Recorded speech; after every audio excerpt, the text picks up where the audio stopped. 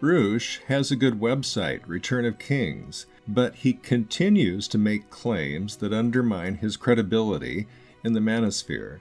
In his January 31st, 2017 video, How the Manosphere Crushed Feminism, linked below, he traced the history of the Manosphere from 1999 onward, claiming it was pickup artists who did this, with one or two even dating back to the Usenet, which was the predecessor to the news groups.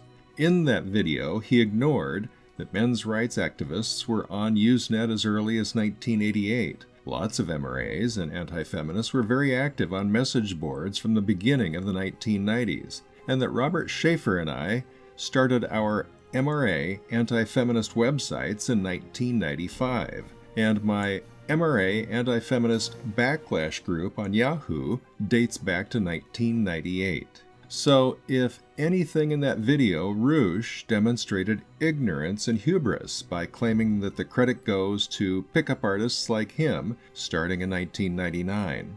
When I brought this to his attention, he brushed it off, saying that he couldn't comment on websites he didn't know about.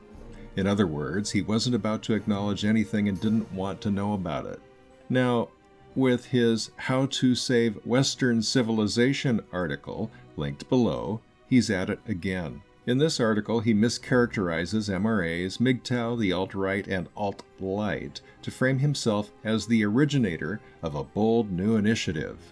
Here's what he says in the first paragraph. Quote, I've had a front row seat in the culture war for over a decade, but I haven't made any big policy declarations like other movements. Men's rights activists, their family law reform platform. The MGTOW group has legalized prostitution and invent realistic sex bots. The alt-right has white ethno-state. The alt-light has civic nationalism. When it comes to policy, I've been quiet, solely focusing on fostering truth and masculinity. Only now am I ready to make the commitment to a policy platform which nips the essential problem in the bud in a way that other movements do not. Close quote. Before I get into his policy platform, what about those assertions of his? 20 years ago, family law reform was the central theme of the fathers' rights movement. Since then, fathers' rights has become a subset of men's rights, but it's not the platform of the men's rights movement. While I no longer consider myself a men's rights advocate, I was a leader of the men's rights movement back in the 1990s, and I'm very familiar with what it was about back then and what it's about today.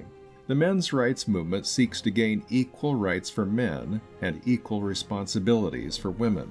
In other words, it seeks parity, or as Christina Hoff Sommers puts it, it seeks equity. The problem with that, as identified by MGTOW, is that we live in a gynocentric world, and equity is impossible as long as that condition exists. So the men's rights movement is doomed to failure. As for MGTOW, there is no MGTOW group. It's a consciousness. While I first became aware of what MGTOW is only about 4 or 5 years ago, like many men, I was already living as MGTOW for many years. In every sense, it's the equivalent to going Galt, which refers to the character John Galt in Atlas Shrugged by Ayn Rand. Going Galt is a consciousness, a state of mind in which you go on strike against the collectivists who seek to enslave you. While I was off doing my own thing, men like Stardust, C.S. MGTOW, Vention MGTOW, Marcus Sandman, Turd Flinging Monkey, Bernard Chapin, and many others were developing the idea of MGTOW and turning it into a model for enlightenment and self-improvement. Sex robots and legalizing prostitution might be titillating and dismissive, but they're hardly core concepts or a platform. Now, my primary exposure to the alt-right is Paul Ramsey's channel, Ramsey Paul. And while yes, the idea of a white ethnostate is a key component, Ramsey makes it very clear that there's a lot more to it than that. Alt-light is not something I'm familiar with, but if civic nationalism is its main platform, then you can count me in. Like all American Indians, I'm very sensitive to what can happen to a nation when civic nationalism is lost. But from the way Roosh oversimplified the others, I doubt that this is all there is to alt-light either. But rather than getting bogged down in the details at this point, let's just take a look at Roosh's grand proposal. What is this bold new initiative that only he has divined and that has somehow eluded all the rest? Quote, "We must repeal women's suffrage, starting with the 19th Amendment in the United States. Once this is accomplished, no other planned or conscious action must be taken to solve nearly all our societal ills." Close quote. At this point, here's a little exercise for you. Go onto Google, search for Turd Flinging Monkey Suffrage. Turd Flinging Monkey is a prominent MGTOW, and the top 7 search results are to videos he has made in which he makes exactly the same proposal. These include Women's Suffrage and the Welfare State, posted on February 1st, 2015. He posted Welfare Spending on February 4th, 2015. Debunking Egalitarianism on November 1st, 2015. The 3 Reasons Women Shouldn't Vote on December 2nd, 2015, and The Case Against Universal Suffrage on April 19th, 2017. Roosh posted his bold new initiative on May 23rd, 2017. This is also something that Marcus discussed in his On the Absence of Anti-Feminism in the Anti-Feminist Community video linked below.